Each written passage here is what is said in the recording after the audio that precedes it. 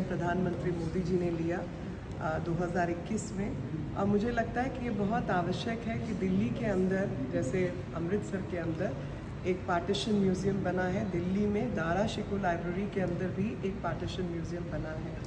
और ये जो म्यूज़ियम का संदेश है ये दूर तक जाना चाहिए और लोगों को समझना चाहिए कि एक तरफ दारा शिकोह जैसे लोग थे, दूसरी तरफ औरंगज़ेब, बाबर और अकबर जैसे लोग थे। तो जो नृहंस हत्याकांड इस देश में कई वर्षों से चल रहा है, उसकी जो गहराई है उसको समझने की आवश्यकता है। और इससे पहले कि हम दुनिया को ये विषय समझाएं, पहले तो इस समाज के लोग खुद ही इस विषय को समझें।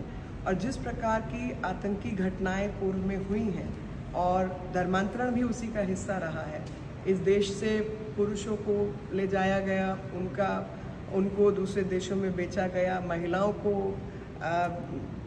दूसरी जगहों पे बेचा गया, बहुत किस्म की जो अट्रॉसिटीज़ हैं, जो व्यवहार हुआ है, वो हमारी सभ्यता संस्कृति के साथ जो है उस तरीके का दुर्व्यवहार हुआ है।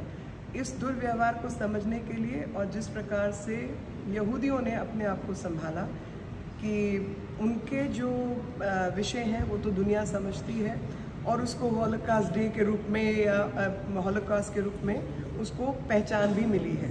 लेकिन हिंदुओं के साथ जो कुछ हुआ है, बुद्धिस्ट के साथ जो कुछ हुआ है, भारत से कुछ जो कम्युनिटीज़ हैं उनके साथ जिस प्रकार का दुर्व्यवहार हुआ है, उसके बारे में ना कोई समझता है ना कोई जानता है। यहाँ तक कि हम ही लोग अपने इतिहास के विषय में जो है बहुत नहीं जानकारी रखते, उसको भूल देना चाहते हैं।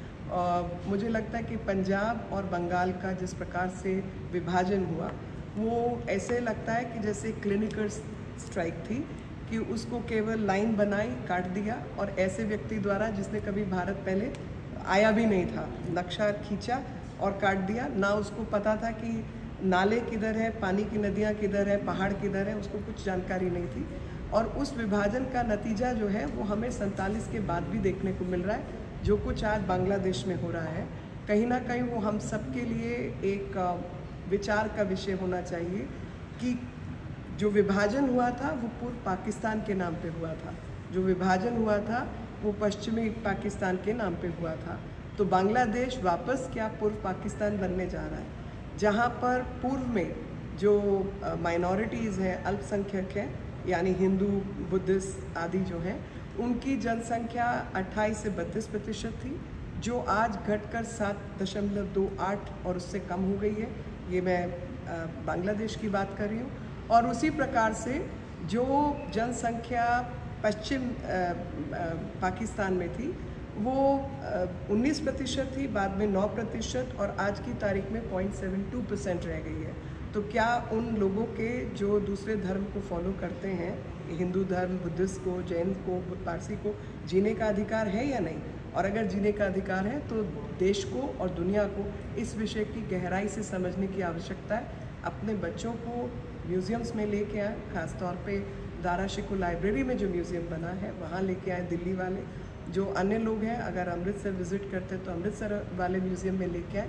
बच्चों को ये जानकारी देना आवश्यक है ताकि आने वाले जो खतरे हमारे चारों तरफ मंडरा रहे हैं उसकी जानकारी भी हो, तैयारी भी हो और लोग अपने इतिहास से सीख भी रखें। ये हम सबको एक देश के रूप में इकट्ठे होकर काम करना होगा। दारा शिकोह लाइब्रेरी मेरे को लगता है कि एक बहुत बड़ा संदेश है कि जो सूफी मानसिकता वाले, जो पढ़ने लिखने वाले स्कॉलर्स हैं, उनका एक कर्तव्य है कि वो समाज को एकजुट रखें, एक साथ रखें, नहीं तो जो खतरे हैं वो हमारे सबके सिर पे मंडरा रहे हैं। Thank you.